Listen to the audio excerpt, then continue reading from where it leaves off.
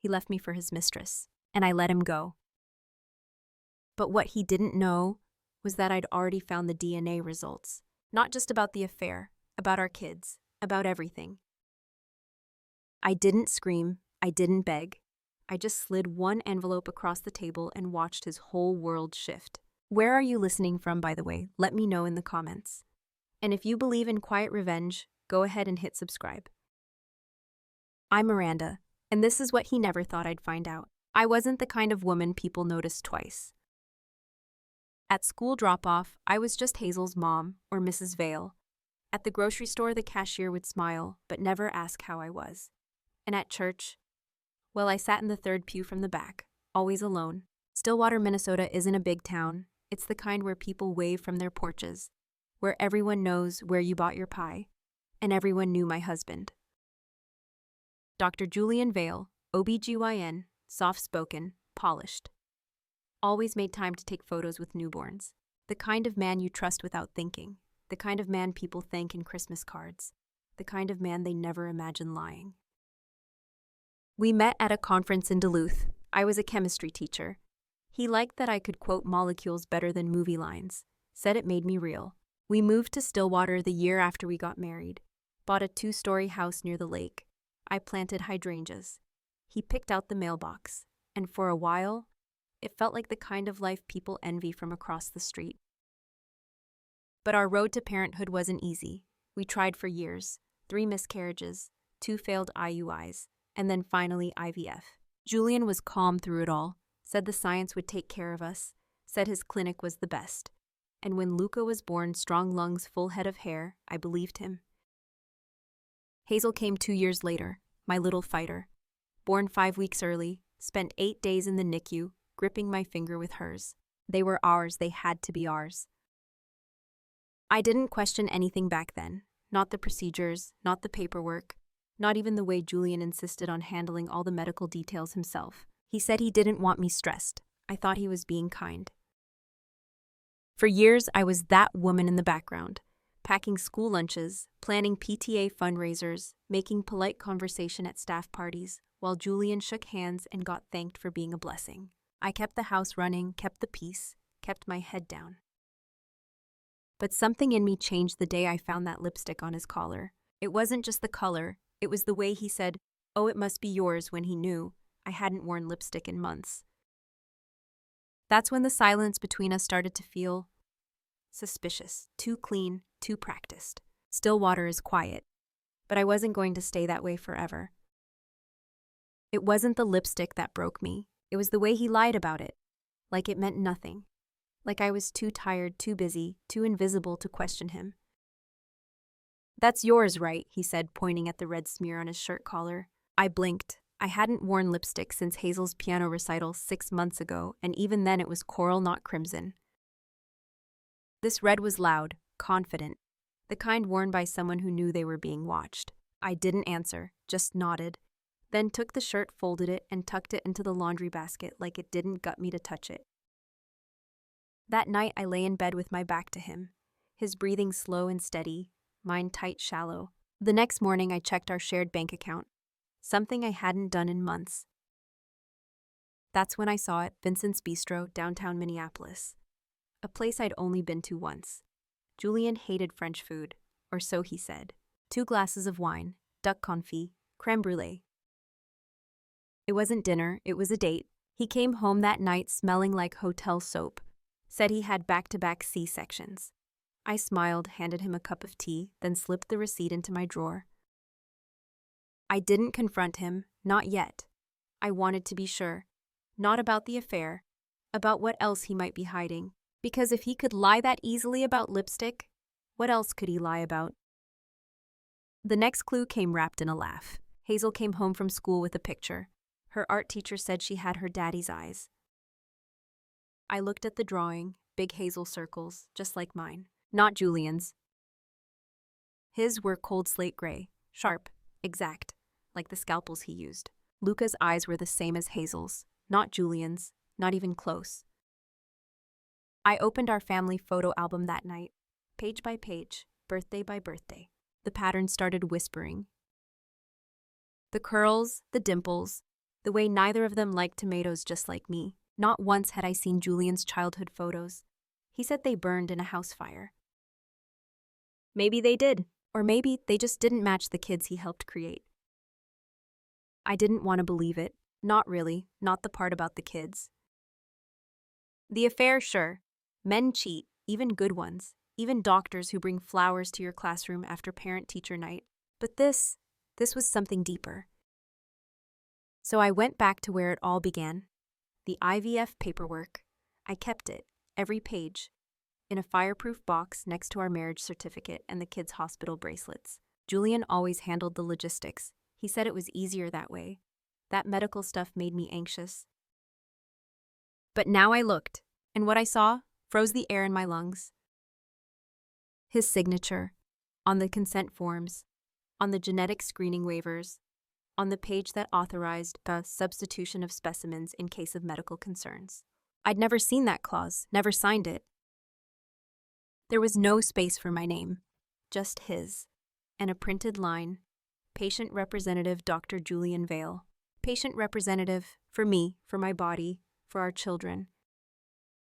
He had made the decisions. He had signed on my behalf. I flipped back to the top, noticed something I'd missed before. The donor line was blank, no code, no bank, no cross-reference. Just anonymous, approved. I remember feeling hollow, like I wasn't a mother, just a vessel, a participant in a process I'd never been allowed to truly choose. That night I couldn't sleep. I sat in the hallway between Luca and Hazel's rooms, watched them breathe, listened to the faint hum of their nightlights. They were mine no matter what, but how they came to be mine. That truth had been stolen. Julian didn't just lie to me, he lied for me, in ink, in silence, and he thought I'd never read between the lines. I didn't tell anyone I was going. Not my sister, not my neighbor, not even my reflection.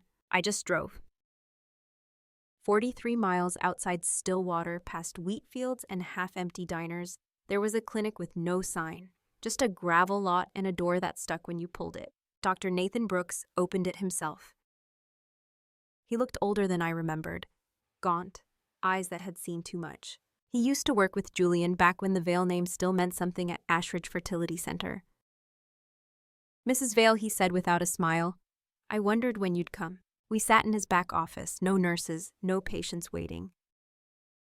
Just a dusty clock ticking too loud and a stack of folders that never made it to court.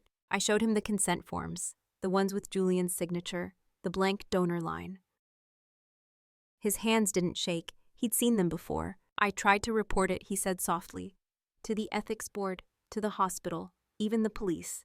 No one wanted to touch it. What was it, I asked. He paused. Control, he said. Julian didn't want children with a chance of inheriting his condition. Hypertrophic cardiomyopathy. Runs in his family. My throat tightened. He never told me that. He wouldn't, Dr. Brooks said. He thought it made him weak. Risked his career. So he signed off on anonymous donors. Made sure the clinic replaced his sample quietly, cleanly. I stared at the floor, at the line where the wood split and someone had filled the gap with glue. How many others, I asked. He looked away. Enough. Then he slid a small flash drive across the desk. Clinic logs, emails, authorizations. His name's on all of it. I didn't cry. I didn't ask why. I just took it.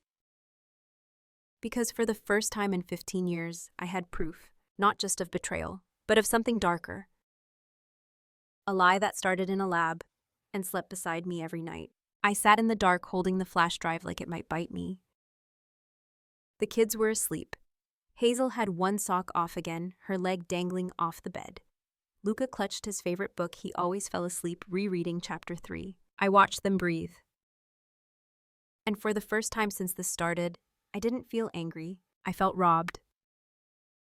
Not just of trust, but of something quieter, more sacred.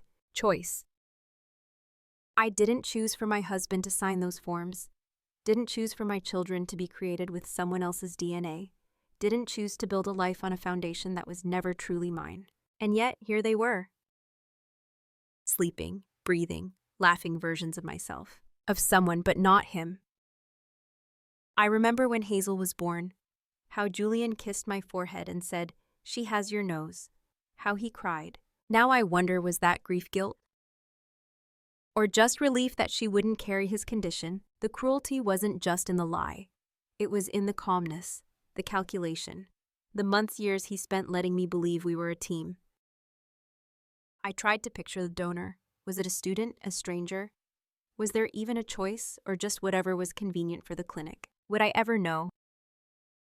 Does it matter? I opened my laptop, typed a name I'd written on a napkin in Dr. Brooks's office, Gentrace DNA Services. Private, confidential, untraceable. I ordered 3 kits, 1 for each child and 1 for Julian. He didn't live here anymore, but I still had his toothbrush, his razor, a comb in the bathroom drawer still with 2 gray strands of hair. I packed the samples carefully. No shaking hands, no hesitation. I wasn't hunting for drama, I was hunting for truth. Because motherhood, real motherhood, isn't about blood. It's about honesty. And he took that from me. The envelope came on a Tuesday. No return address, just my name typed, neat, anonymous, clinical. I didn't open it right away. It sat on the kitchen counter all afternoon, next to Hazel's spelling list and a half-eaten banana, ordinary things. But it made the room feel colder. That night when the house finally quieted, I took it into the bathroom, turned on the light, locked the door. I stood there just holding it, looking at myself in the mirror. I didn't look different, but I felt like someone else. Not Mrs. Vale, not the wife of a respected doctor, not the woman who brought gluten-free cupcakes to school events. Just me, a mother, a woman. A person who had been lied to so thoroughly she almost didn't trust her own reflection anymore.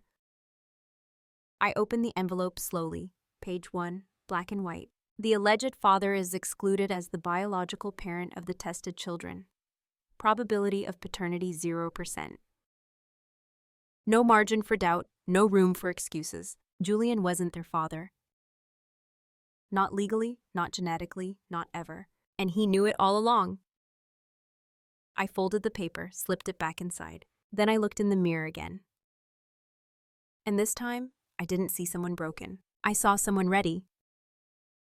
I didn't confront him. I didn't call, didn't scream, didn't ask why. Instead, I made a list. Names, places, people who needed to know. I started with the obvious, the hospital board. They adored Julian. He was their golden boy. But ethics committees don't like lawsuits, and they really don't like fertility fraud. I printed copies of the DNA report, labeled them clearly, 1 for the board chair, 1 for the clinic's legal department, 1 for my lawyer. Then I added a note. Simple, polite, but firm. Please find attached documentation relevant to upcoming award considerations for Dr. Julian Vale. I trust you value transparency. I mailed them from the next town over, different zip code. No return address. Julian would never trace it back to me, not until it was far too late. Then I backed up everything. The emails, the IVF forms, the audio I'd quietly recorded during one of our custody mediation sessions, him saying, "I'm their father, Miranda. I made the decisions that protected them." That sentence alone would be enough to bury him. I saved the files on 3 flash drives. 1 in the safe deposit box, 1 under the lining of my suitcase, 1 I wore on a chain under my blouse, next to the locket he gave me the day we brought Luca home. I deleted every search from my browser, cleared caches, used burner emails. Stillwater may be small, but secrets travel fast, especially the ones you don't want found. Through it all, I smiled, made lunches, went to work, signed Hazel's permission slip for her zoo trip. Julian texted now and then, updates about the kids, bank transfers, notes about the gala next month. "You're welcome to come if it's not too weird." I texted back a thumbs up. He didn't know, not yet, but the truth was coming. Not with rage, not with violence, just with silence and timing. The gala invitation arrived in a gold-lined envelope, still addressed to Mr. and Mrs. Julian Vale. I almost laughed. He was bringing her, Celeste Moran, the woman who used to call me ma'am in the clinic lobby, now listed as Director of Patient Experience. There was no RSVP required, just a barcode, a seat number. Table 14, near the stage, close enough to see his face when the mask came off. I chose the black dress, the one he once said made me look too serious. Good. I wore my hair up, not for him, for me, to feel the weight of my own neck upright steady. I packed one more envelope, cream-colored, embossed with the Ashridge Clinic logo lifted from Julian's home office printer months ago. Inside the DNA report, the IVF forms, a letter addressed to Dr. Helena Kraus, chair of the hospital ethics board. I had already sent her a digital copy, but this was for drama. I mailed it the week before the gala, certified, with a note, and if ethics still matter, read this before the award ceremony. Then I waited. I watched the hospital board site, the gala press releases. Julian's name stayed on the schedule, but I noticed something change. Dr. Kraus canceled her keynote speech. Security around the venue doubled, and my seat was quietly moved closer. I picked out earrings, not new ones, just the pair Julian gave me on our 10th anniversary. He said they made me look like I belonged beside him. That night I wore them to say, not anymore. The ballroom was warm, too many people, too many lies dressed in tuxedos. I walked past smiling nurses' handshakes, whispers of, "Is that Miranda?" I smiled. Yes, it is, and I'm here for the show. They chose Juan LaRousse. Of course they did. It was the same restaurant where Julian proposed by the window with the lake shimmering behind him, holding the ring between the dessert spoons. Back then he ordered a 1982 Bordeaux and said, "This is the start of something real." Now he sat at that same table, with her. Celeste wore red, the same shade that once smeared his collar, the same shade that started this entire unraveling. I waited until their entrees arrived. Then I walked in. The maitre d' recognized me. He stuttered a greeting, looked toward their table. I nodded. No need to announce. Julian saw me first. His expression flickered, shock, then control. "Miranda," he said, half standing awkward. "This is unexpected." I didn't look at him. I looked at her. "Celeste," I said, "you look comfortable here." She smiled tight, uncertain. "Mind if I join you?" I asked, already pulling the chair back. Julian opened his mouth. I raised my hand slightly. He froze. I placed the envelope gently in the center of the table. No dramatic gesture, just paper meeting linen. "What is that?" he asked low. "The truth," I said. "You remember what that is, right?" Celeste reached for it first. Julian stopped her. He opened it.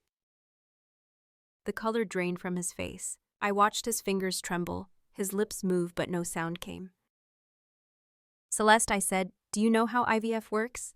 Did Julian ever explain sample substitution?" She looked at him, at the report. Julian, her voice cracked. He stood up, fast, too fast. The wineglass tipped red, spilling across the tablecloth. A perfect bloom of shame. "I suggest you explain it to her," I said calmly. "And maybe to the board. And the press. They'll be waiting." I stood. "Good night." And I walked out, not triumphant, not broken, just done. The ballroom lights dimmed, not for drama, for the slideshow. A montage of lives Julian had helped bring into the world. Photos of babies, mothers, smiling nurses applauding. Soft piano music played. Then his name appeared on the screen. Dr. Julian Vale, Physician of the Year. Thunderous applause followed. He stood, straightened his tie, kissed Celeste's cheek, and walked toward the stage like he'd done it 100 times before. Polished, controlled, admired. The applause went on too long. He took the podium, gripped it lightly. He always liked to look relaxed. "Medicine," he began, "is not just science, it's trust." I watched from my seat, second row, direct line of sight.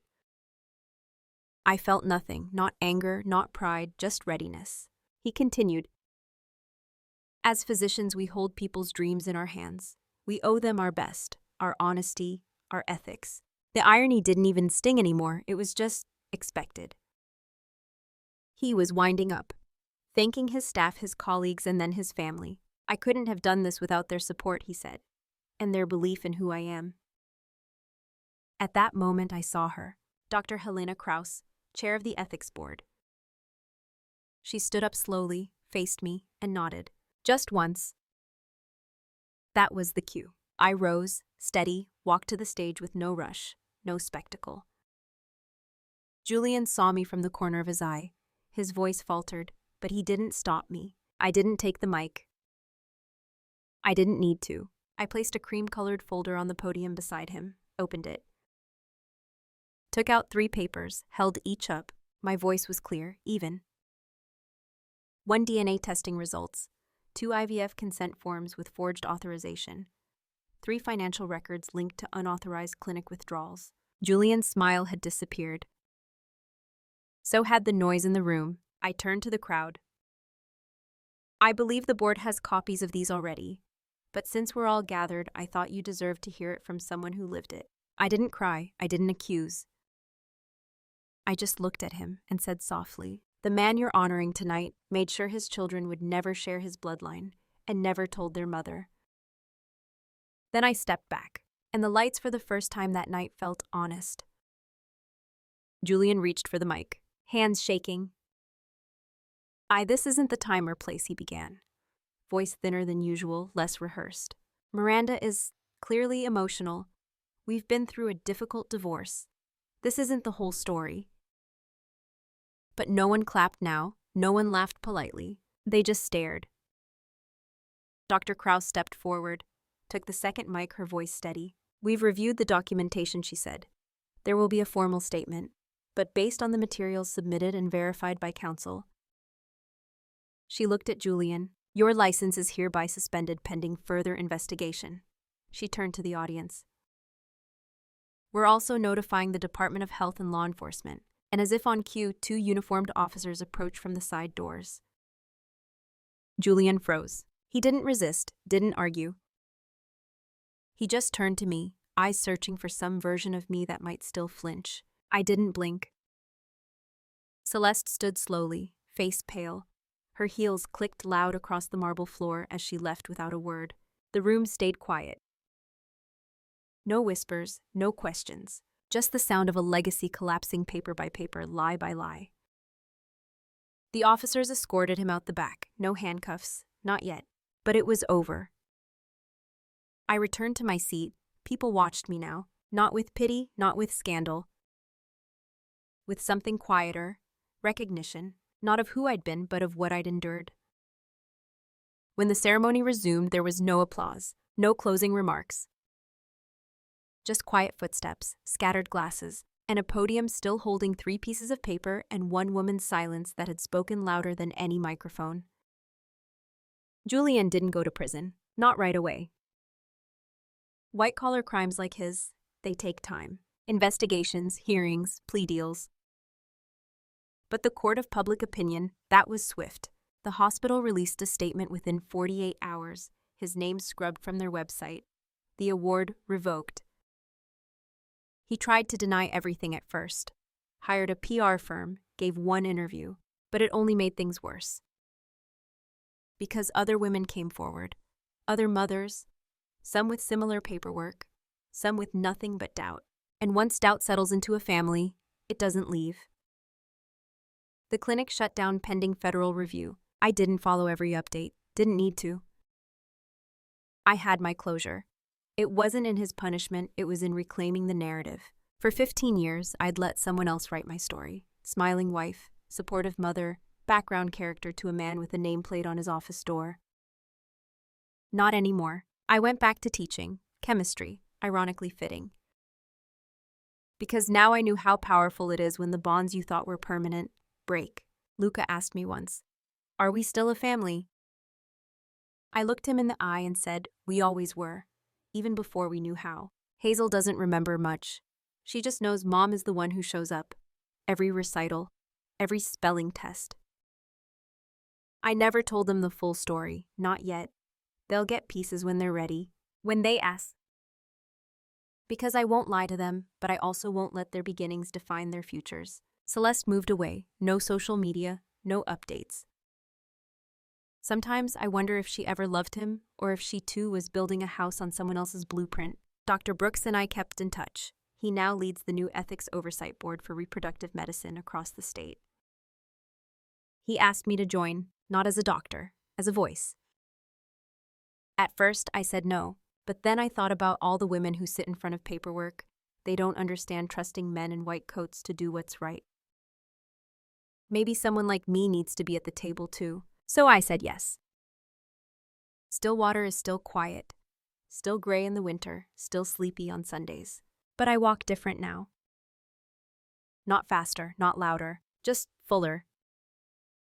I don't need applause or explanations, just space. And that's what healing really is, isn't it? Not forgiveness, not forgetting, but space. To breathe, to decide, to begin again on your own terms.